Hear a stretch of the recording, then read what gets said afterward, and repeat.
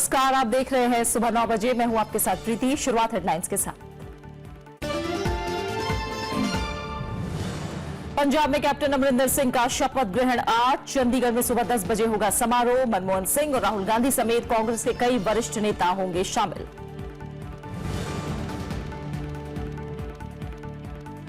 गोवा में मनोहर पर्रिकर सरकार का शक्ति परीक्षण आज। सिद्धार्थ कुनकोलियेंकर बनाए गए नए कार्यवाहक स्पीकर। 40 सदस्यीय विधानसभा में बीजेपी का 22 विधायकों के समर्थन का दावा।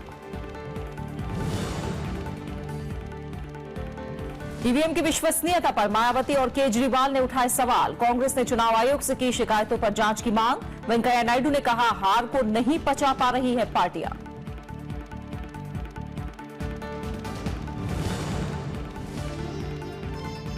भारत ने संयुक्त राष्ट्र मानवाधिकार परिषद में आतंकवाद के मुद्दे पर पाकिस्तान को लगाई फटकार। कहा, बंद करे आतंकी फैक्ट्री। अल्पसंख्यकों पर अत्याचार का मामला भी उठाया।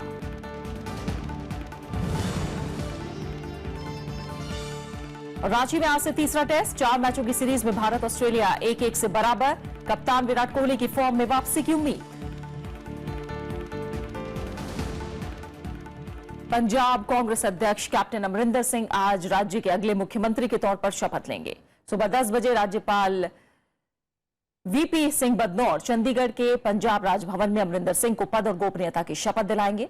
समारोह में पूर्व प्रधानमंत्री मनमोहन सिंह और कांग्रेस उपाध्यक्ष राहुल गांधी समेत कांग्रेस के कई वरिष्ठ नेता और मुख्यमंत्री शामिल होंगे। अमरिंदर सिंह राज्य के 26वें मुख्यमंत्री के तौर पर शपथ लेंगे। ये उनका दूसरा कार्यकाल होगा। इससे पहले अमरिंदर सिंह ने 2002 से 2007 तक पंजाब की बागडोर संभाली थी। आज उनके साथ पंजाब कैबिनेट के 9 मंत्री भी शपथ ले सकते हैं। राज्य में अधिकतम 18 मंत्री बनाए जा सकते हैं। माना जा रहा है कि मनप्रीत बादल, चरणजीत सिंह चन्नी और पूर्व सांसद नवजोत सिंह सिद्धू को मंत्रिमंडल में शामिल किया जा सकता है। विधानसभा चुनाव से ठीक पहले कांग्रेस में शामिल हुए सिद्धू का पार्टी ने बतौर स्टार प्रचारक पूरे पंजाब में इस्तेमाल किया था। पंजाब की 117 विधानसभा सीटों में से 77 कांग्रेस के पास हैं। वहीं गोवा विधानसभा में आज मुख्यमंत्री मनोहर पर्रिकर को बहुमत साबित करना है। हालांकि वो बहुमत के आंकड़े को लेकर आश्वस्त हैं और 22 विधायकों के समर्थन का दावा कर रहे हैं। गोवा में बीजेपी की नई सरकार को आज बहुमत सिद्ध करना है। सुप्रीम कोर्ट ने कांग्रेस की याचिका पर सदन में आज बहुमत परीक्षण कराने का निर्देश दिया था। इसके लिए विधानसभा का विशेष सत्र बुलाया गया है। कार्यवाही के संचालन के लिए पणजी से बीजेपी विधायक सिद्धार्थ कुनकोलियेंकर को कार्यवाहक स्पीकर बनाया गया है। मुख्यमंत्री मनोहर पर्रिकर बहुमत साबित करने को लेकर आश्वस्त हैं। The number is very clear, so I don't see any reason why there has to be any apprehension. So what is the mandate? There is no mandate for BJP, there is no mandate for Congress also. So if the other groups, other independents, they want to come together to support BJP and form a government under my leadership, I think that is an adequate requirement of the Constitution and all the rules and procedures. Manohar Parrikar ने 14 मार्च को चौथी बार मुख्यमंत्री पद की शपथ ली और कल कार्यभार संभाल लिया। उन्होंने माना कि पिछले 2.5 सालों में गलतियां हुई हैं और उसे दुरुस्त किया जाएगा। The very fact that many of the ministers lost indicates there was something wrong in governance during last 2.5 years. Let me identify that aspect of it and ensure that the administration is efficient and we move towards a good governance of the people. वहीं कांग्रेस ने BJP पर खरीद फरोख्त कर जनादेश हासिल करने का आरोप लगाया है। BJP has bought the mandate. We got the mandate. They have bought the mandate. 40 सदस्यों वाली गोवा विधानसभा में कांग्रेस 17 विधायकों के साथ पहले नंबर पर है। बीजेपी ने 13 सीटें जीती हैं, जबकि महाराष्ट्रवादी गोमांतक पार्टी और गोवा फॉरवर्ड पार्टी को 3-3 सीटें मिली हैं। वहीं एनसीपी ने 1 और निर्दलीय ने 3 सीटें जीती हैं। मुख्यमंत्री मनोहर पर्रिकर 22 विधायकों के समर्थन का दावा कर रहे हैं, जो बहुमत से 2 ज्यादा है। Bureau report, Rajya Sabha TV. Congress ने कहा है कि पार्टी लोगों की भावनाओं और जनादेश को सुनिश्चित करने के लिए संवैधानिक प्रारूपों और कानून के तहत हर मुमकिन कोशिश करेगी। कांग्रेस के मुख्य प्रवक्ता रणदीप सुरजेवाला ने ब्लॉग में लिखा कि औरों से अलग होने का दावा करने वाले बीजेपी ने संस्थाओं और जनादेश को सम्मान नहीं करके निश्चित तौर से अलग होने का परिचय दिया है। ब्लॉग में गोवा और मणिपुर के राज्यपालों की भूमिका पर भी सवाल उठाए गए हैं। कांग्रेस ने गोवा और मणिपुर में बीजेपी की जोड़तोड़ से सरकार बनाने का मुद्दा कल राज्यसभा में उठाया। साथ ही राज्यपालों की भूमिका पर सवाल उठाए। सरकार ने कांग्रेस के आरोपों को खारिज करते हुए कहा कि कांग्रेस बहुमत का आंकड़ा जुटाने में नाकाम रही। गतिरोध की वजह से सदन की कार्यवाही कई बार बाधित हुई। कांग्रेस ने सरकार पर गोवा और मणिपुर में जनादेश का सम्मान नहीं किए जाने का आरोप लगाते हुए विरोध किया। शून्यकाल में मुद्दे को उठाते हुए कांग्रेस ने इसे लोकतंत्र पर हमला करार दिया। कांग्रेस सांसद आनंद शर्मा ने बीजेपी पर जनादेश के उल्लंघन का आरोप लगाया। वहीं नेता विपक्ष गुलाम नबी आजाद ने भी इसे लोकतंत्र की हत्या बताते हुए सदन में चर्चा की मांग की। जो गवर्नर्स हैं दोनों गोवा के और मणिपुर के, उनको सरकारों को बर्खास्त करके वहां दोनों चीफ मिनिस्टरों को, जो कांग्रेस का लेजिस्लेचर पार्टी का लीडर है गोवा का और मणिपुर का, उन कांग्रेस के लेजिस्लेचर पार्टी लीडरों को गवर्नर ने ओथ दिलानी चाहिए और उन्हें समय देना चाहिए अपना बहुमत प्रूव करने के लिए। If there is no clear majority of any party, the governor is obliged, that is the law position, to first invite the leader of the largest party to form the government and to prove their majority. CPM सांसद सीताराम येचुरी ने भी इस मुद्दे पर कांग्रेस का साथ दिया। The principle of the single majority, largest party being called is a principle that's established. That has been violated. The House must note that this is something of a violation that has happened. नेता सदन अरुण जेटली ने विपक्ष के आरोपों को खारिज करते हुए राज्यपालों के फैसलों को सही बताया। जबकि वैकल्पिक गठबंधन के पास स्पष्ट बहुमत हो, बहुमत के लोग राज्यपाल के सामने पेश हो चुके हों, राज्यपाल को लिख के दे चुके हों और राज्यपाल ने जो निर्णय लिया है उसके ऊपर कल स्पष्ट फैसला हो जाएगा कि बहुमत किसके साथ है। लोकतंत्र का आधार है कि सरकार बहुमत की बने। नेता सदन के बयान के बावजूद कांग्रेस का गतिरोध जारी रहा। कांग्रेस सांसदों के वेल में आने की वजह से सदन की कार्यवाही बाधित हुई। विरोध के चलते पहले शून्यकाल और फिर प्रश्नकाल की कार्यवाही बाधित हुई। भोजन अवकाश के बाद भी सदन में कांग्रेस ने विरोध जारी रखा। गतिरोध की वजह से सदन की कार्यवाही दिन भर के लिए स्थगित करनी पड़ी।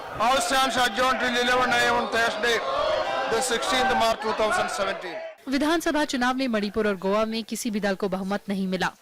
दोनों ही राज्यों में कांग्रेस सबसे बड़ी पार्टी बनकर उभरी, लेकिन सरकार बनाने में नाकाम रही।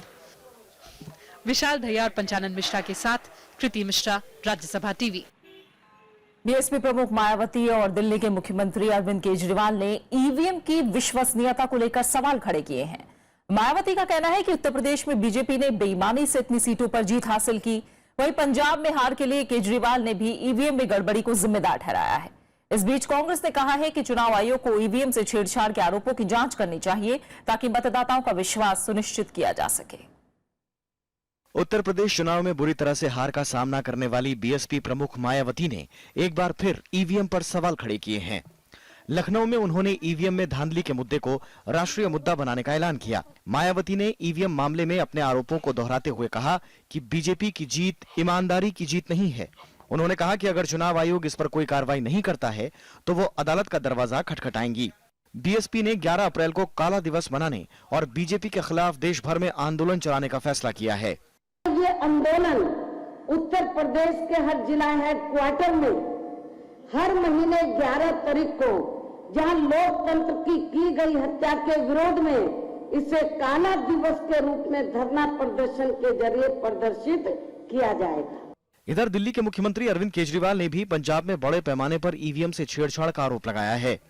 केजरीवाल ने कहा कि आम आदमी पार्टी के खाते में आने वाले करीब 20 से 25% वोट शिरोमणि अकाली बीजेपी गठबंधन को चले गए। चुनाव आयोग इन वीवीपैट की स्लिपों की काउंटिंग करा ले। अगर उसके नतीजे ईवीएम मशीनों के नतीजे से मैच कर जाते हैं तो लोगों का भरोसा बढ़ेगा कि भाई ये सारी फर्जी बातें हैं, ईवीएम बड़ी अच्छी है, ईवीएम को टेम्पर नहीं किया जा सकता। लेकिन अगर दोनों में मिसमैच है तो फिर ईवीएम की जगह कुछ और सोचना पड़ेगा। ईवीएम की विश्वसनीयता पर सवाल खड़े करते हुए केजरीवाल ने अप्रैल में होने वाले दिल्ली एमसीडी चुनाव को बैलेट पत्रों के जरिए कराने की भी मांग की है। हालांकि बीजेपी ने इन आरोपों का खंडन किया है। लोगों ने फैसला किया, मैं लोकतंत्र में जो लोगों का फैसला है उसको मर्यादा से स्वीकार करना, विनम्रता से आगे 5 साल के बाद अपना बीच में अपना प्रयास करते रहना, मगर अपना हार को भी स्वीकार करने के लिए लोग तैयार नहीं है और कुछ ऐसा बहाना बना रहे लोग, इसके बारे में हंस रहे हैं। दरअसल उत्तर प्रदेश में मायावती की पार्टी बीएसपी को सिर्फ 19 सीटें मिली हैं। वहीं आम आदमी पार्टी के नेताओं को पंजाब में बहुमत मिलने की उम्मीद थी, लेकिन पंजाब में आम आदमी पार्टी के हिस्से में सिर्फ 20 सीटें ही आईं और 77 सीटों के साथ कांग्रेस 2/3 बहुमत हासिल करने में कामयाब रही। अनु दीवान के साथ bureau report, Rajya Sabha TV. Tamil Nadu के पूर्व मुख्यमंत्री ओ पन्नीरसेल्वम ने कल चुनाव आयोग के अधिकारियों से मुलाकात की। उन्होंने एआईएडीएमके के चुनाव चिन्ह पर दावा जताया है। साथ ही महासचिव पद पर वीके शशिकला की नियुक्ति को अवैध बताते हुए इसे रद्द करने की मांग की। पन्नीरसेल्वम ने महासचिव पद के लिए नए चुनाव कराने का निर्देश देने की मांग की है। इस बीच चेन्नई के आरके नगर सीट से एआईएडीएमके ने उप महासचिव टीटीवी दिनाकरन को उम्मीदवार बनाने का फैसला किया है। इस सीट पर 12 अप्रैल को मतदान होना है। डीएमके ने एम मुथु गणेश को उम्मीदवार बनाया है। जयललिता के निधन के बाद यह सीट खाली हुई है। दिल्ली पुलिस ने जेएनयू छात्र की खुदकुशी मामले में एफआईआर दर्ज कर ली है। इसमें आत्महत्या के लिए उकसाने के साथ ही SC/ST एक्ट की धाराएं लगाई गई हैं। संसद में भी कल ये मामला उठा और विपक्ष ने जांच की मांग की। सरकार ने जांच के बाद उचित कार्रवाई का भरोसा दिलाया है। राज्यसभा में बुधवार को सांसदों ने जेएनयू छात्र मुथु कृष्णन की खुदकुशी पर चिंता जाहिर की। शून्यकाल में सीपीआई सांसद डी राजा ने केंद्रीय विश्वविद्यालयों में दलित छात्रों से भेदभाव का आरोप लगाया। दूसरे सांसदों ने भी सरकार से जांच की मांग की। This is a very serious issue and his parents are Dalits living in Namakkal district of Tamil Nadu. He is a Tamil student, a Dalit student studying in JNU. How could he take such extreme step of losing his life, sir? What is happening in our country? Why is it that people who have struggled all their life, reach the portals of the highest centers of excellence in our country, the central universities, why are the Dalit students committing suicide? Dalit students are getting admission under the system of reservation system, sir. But at the same time, they are handicapped with many other issues. You associate now. Many other issues, sir. Okay. Kindly, sir, please understand. Sir, economic deprivation and social discrimination. केंद्रीय मंत्री निर्मला सीतारमण ने सांसदों को जांच का भरोसा दिलाया। उन्होंने बताया कि अनुसूचित जाति और जनजाति के छात्रों का उत्पीड़न रोकने के लिए पुलिस को जरूरी निर्देश दिए गए हैं। The inquiry will have to establish what kind was it a suicide, where it happened, what is the provocation and everything else.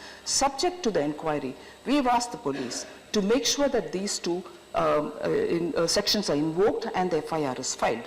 Lok Sabha में भी विपक्ष ने सरकार से निष्पक्ष जांच की मांग की।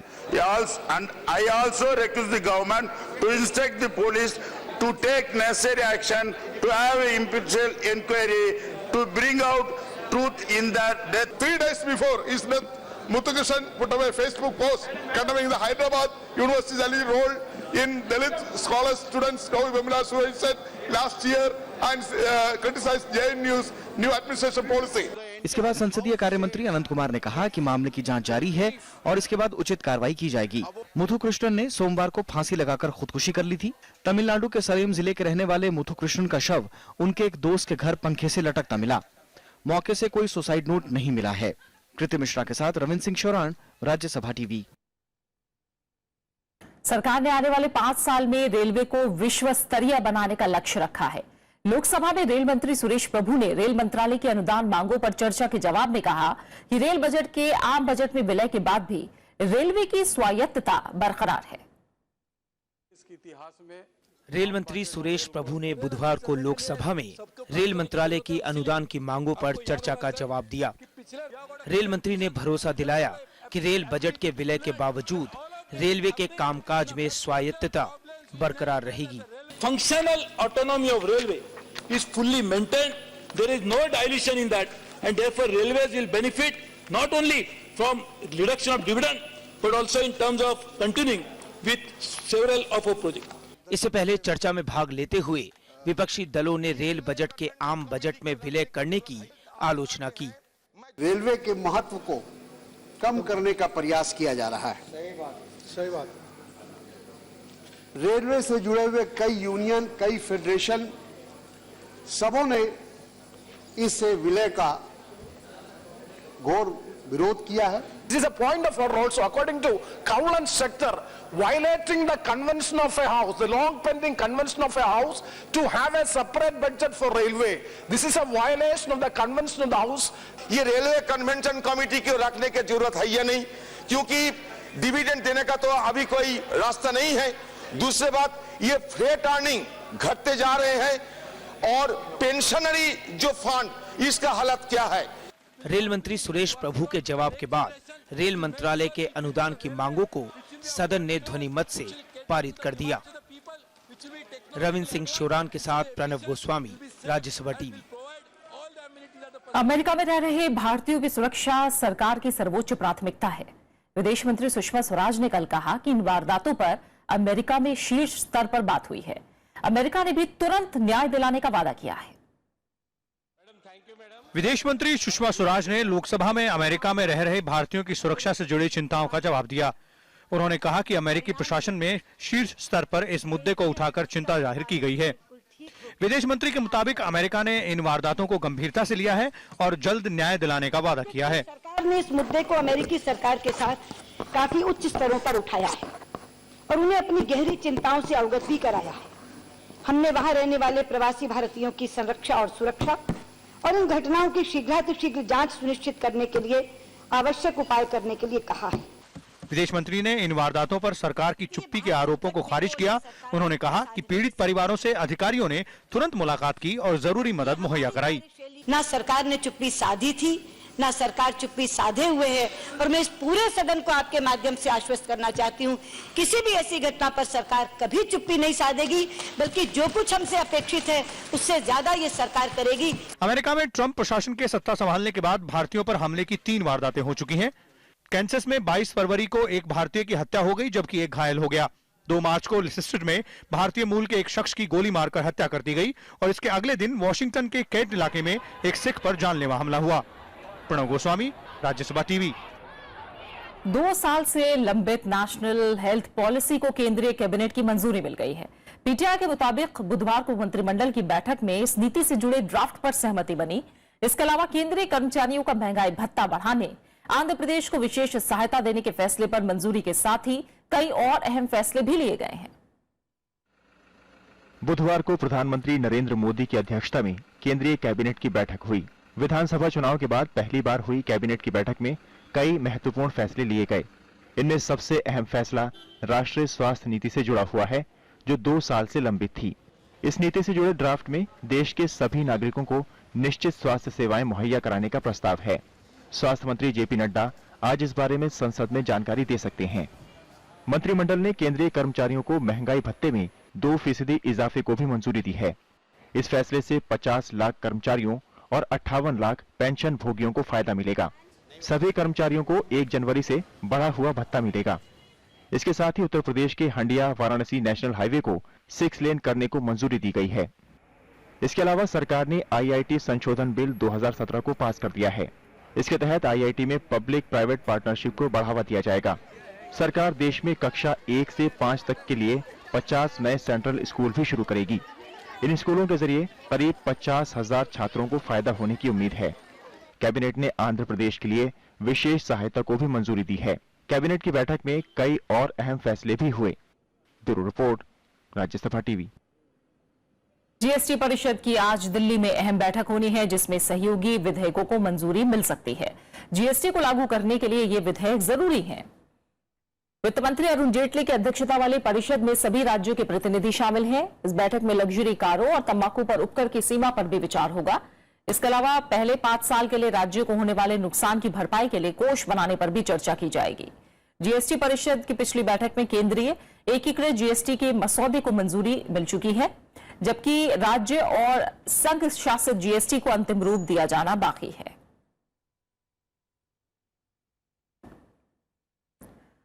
उत्तर प्रदेश की पूर्व मंत्री गायत्री प्रजापति को 14 दिनों की न्यायिक हिरासत में भेज दिया गया है। सामूहिक दुष्कर्म के आरोपी प्रजापति को कल उत्तर प्रदेश पुलिस ने लखनऊ से गिरफ्तार किया। गिरफ्तारी के बाद प्रजापति ने खुद को बेकसूर बताया और नार्को टेस्ट की मांग भी की। इस मामले में 6 आरोपी पहले ही गिरफ्तार किए जा चुके हैं। सुप्रीम कोर्ट के आदेश के बाद 17 फरवरी को पुलिस ने प्रजापति और 6 लोगों के खिलाफ एफआईआर दर्ज की थी, जिसके बाद से प्रजापति फरार चल रहे थे। इसके पहले अखिलेश यादव ने भ्रष्टाचार के आरोप में प्रजापति को मंत्रिमंडल से बर्खास्त कर दिया था। अभी तक आज से पहले तक 6 अभियुक्त गिरफ्तार हुए थे। आज 7वां अभियुक्त भी गिरफ्तार हुआ है। विवेचना गुण दोष के आधार पर जारी है और बहुत जल्दी पूरा का पूरा मैटर कोर्ट में प्रेषित किया जाएगा। जम्मू कश्मीर की मुख्यमंत्री महबूबा मुफ्ती ने राज्य के कुछ इलाकों से armed force special power act यानी आफ्स्पा को हटाने की वकालत की है। दिल्ली में इंडिया फाउंडेशन की तरफ से आयोजित तीसरे आतंकवाद निरोधक सम्मेलन को संबोधित करते हुए उन्होंने कहा कि कुछ इलाकों से इस कानून को हटाकर उसका प्रभाव देखा जाना चाहिए। उन्होंने कहा कि घाटी में विकास के लिए शांति बहाली जरूरी है। साथ ही कहा कि पीडीपी और बीजेपी गठबंधन के एजेंडे में आफ्स्पा का हटाया जाना शामिल है। महबूबा मुफ्ती का कहना है कि अगर हालात सुधरते हैं तो इसे हटाने में संकोच नहीं करना चाहिए।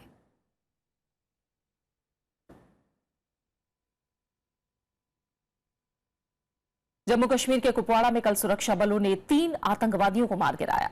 मुठभेड़ के दौरान गोली लगने से 12 साल की एक लड़की की जान चली गई और उसका भाई जख्मी हो गया। पुलिस का एक जवान भी घायल हुआ है। जिले के कालारूस गांव में आतंकवादियों के छिपे होने की सूचना मिली थी। सुरक्षा बलों ने इलाके को घेरकर सर्च अभियान शुरू किया। सुरक्षा बलों को देखकर आतंकवादियों ने गोलीबारी शुरू कर दी। जवाबी कार्रवाई में 3 आतंकी मारे गए।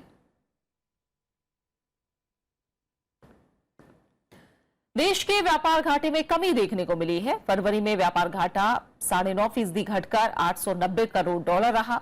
जनवरी में व्यापार घाटा $984 करोड़ रहा था। फरवरी में निर्यात में 17% का इजाफा हुआ है। फरवरी में एक्सपोर्ट $2212 करोड़ से बढ़कर $2449 करोड़ रहा। हालांकि इस दौरान आयात भी बढ़ गया। आयात 3196 करोड़ से बढ़कर 3339 करोड़ रुपए रहा। सोने के आयात में बढ़ोतरी दर्ज की गई है। इस महीने सोने का आयात भी बढ़ा है। पिछले साल फरवरी में $140 करोड़ मूल्य का सोना आयात हुआ था, लेकिन इस बार ये आंकड़ा $348 करोड़ हो गया। ये सभी आंकड़े डॉलर में हैं। भारत ने पाकिस्तान को आतंकवाद की फैक्ट्री बताया है। जिनेवा में संयुक्त राष्ट्र मानवाधिकार परिषद के सत्र में भारत ने कहा कि आतंकवाद को लेकर पाकिस्तान का दोहरा रवैया रहा है, लेकिन पड़ोसी देश इस सच को स्वीकार करने के लिए तैयार नहीं है। भारत ने पाकिस्तान में अल्पसंख्यकों पर अत्याचार का मामला भी उठाया। जिनेवा में चल रहे संयुक्त राष्ट्र मानवाधिकार परिषद के सत्र में भारत ने एक बार फिर आतंकवाद के मसले पर पाकिस्तान को आड़े हाथों लिया। भारत ने पाकिस्तान पर सीमा पार आतंकवाद को बढ़ावा देने का आरोप लगाते हुए कहा कि पड़ोसी देश आतंकवाद की फैक्ट्री बनता जा रहा है। भारतीय पक्ष ने कहा कि जम्मू और कश्मीर के मसले को UNHRC में उठाकर पाकिस्तान इस मंच का हमेशा गलत इस्तेमाल करता रहा है। The Indian state of Jammu and Kashmir is part of a pluralistic and secular democracy when an independent judiciary, an active media and a vibrant civil society guarantee freedom. In contrast, Pakistan-occupied Kashmir is administered by a deep state and has become a hub for the global export of terror. Bharat ने साथ ही कहा कि पाकिस्तान के अंदर और बाहर काम कर रहे आतंकी संगठनों को लेकर पाकिस्तान का दोहरा रवैया रहा है, लेकिन पड़ोसी देश इस सच को स्वीकार करने के लिए तैयार नहीं है। भारत ने पाकिस्तान में अल्पसंख्यकों पर अत्याचार का मामला भी उठाया। Apart from becoming world's terrorism factory, Pakistan has also alienated its own people through continued mistreatment of Hindus, Christians, Shias, Ahmadiyas and other minorities. वहीं बलूच कार्यकर्ताओं ने बलूचिस्तान में मानव अधिकार उल्लंघन को लेकर बुधवार को भी संयुक्त राष्ट्र मुख्यालय के बाहर पाकिस्तान के खिलाफ प्रदर्शन किया। बलूच कार्यकर्ता चीन और पाकिस्तान के बीच आर्थिक गलियारे के निर्माण का भी विरोध कर रहे हैं। Bureau report, Rajya Sabha TV. Pakistan में करीब 2 दशक बाद देशव्यापी जनगणना की प्रक्रिया शुरू हो गई है। हालांकि संविधान के अनुसार हर 10 साल में जनगणना कराना जरूरी है, लेकिन राजनीतिक अस्थिरता, सर्वसम्मति की कमी और लंबे चलने वाले सैन्य अभियानों की वजह से इसमें देरी हुई। इस जनगणना में पहली बार ट्रांसजेंडर की गणना को भी शामिल किया गया है। जनवरी महीने में लाहौर हाईकोर्ट ने इस बारे में फैसला सुनाया था। कुछ राजनीतिक पार्टियों ने जनगणना में अफगानिस्तान के शरणार्थियों को शामिल किए जाने पर चिंता जताई है। उनका मानना है कि यह बजट वितरण को प्रभावित करेगा। पाकिस्तान में जनगणना 2 चरणों में होगी, जिसका पहला चरण 15 मार्च को शुरू हुआ और दूसरा चरण 25 मई से शुरू होगा। पाकिस्तान की ये 6ठी जनगणना है।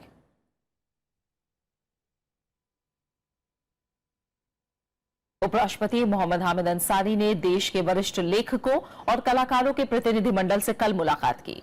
इस दौरान उपराष्ट्रपति ने कलाकारों से उनके हुनर के बारे में बातचीत की। कलाकारों और लेखकों का प्रतिनिधिमंडल राष्ट्रपति प्रणब मुखर्जी से भी मुलाकात कर चुका है।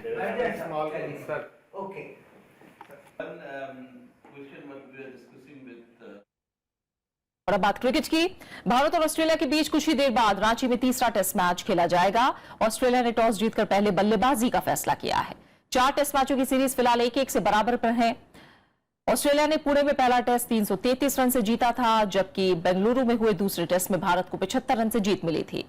भारत के लिए कप्तान विराट कोहली का खराब प्रदर्शन चिंता का विषय है। कोहली 2 टेस्ट की 4 पारियों में अच्छा प्रदर्शन नहीं कर पाए हैं। वहीं पिछले मैच में ऑस्ट्रेलियाई बल्लेबाजों ने भी निराश किया है। भारतीय स्पिनरों के सामने ऑस्ट्रेलिया के बल्लेबाज बेबस नजर आए। और अब बात खास शख्सियत की। द्विवेदी युग के मशहूर कवि अयोध्या सिंह उपाध्याय हरिऔध की आज पुण्यतिथि है। 15 अप्रैल 1865 को उत्तर प्रदेश के निजामाबाद में जन्मे अयोध्या सिंह को गद्य और पद्य दोनों में ही महारत हासिल थी। खड़ी बोली का पहला महाकवि होने का श्रेय हरिऔध को ही जाता है। 1894 में उनका पहला उपन्यास प्रेम कांता प्रकाशित हुआ। हरिऔध को कवि रूप में सबसे ज्यादा शोहरत उनके प्रबंध काव्य प्रिय प्रवास से मिली। उनके रचनाओं में चोखे चौपदे, वैदेही वनवास, रसिक रहस्य, पद्म प्रसून शामिल हैं। आज ही के दिन 1947 को उन्होंने दुनिया को अलविदा कहा। और अब आखिर में हेडलाइंस। पंजाब में कैप्टन अमरिंदर सिंह का शपथ ग्रहण आज। चंडीगढ़ में सुबह 10 बजे होगा समारोह। मनमोहन सिंह और राहुल गांधी समेत कांग्रेस के कई वरिष्ठ नेता होंगे शामिल।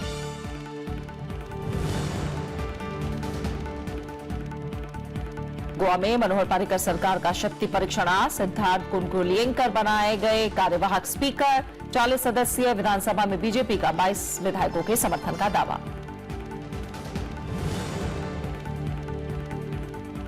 ईवीएम की विश्वसनीयता पर मायावती और केजरीवाल ने उठाए सवाल। कांग्रेस से चुनाव आयोग से की शिकायतों पर जांच की मांग। वेंकैया नायडू ने कहा, हार को नहीं पचा पा रही है पार्टियां।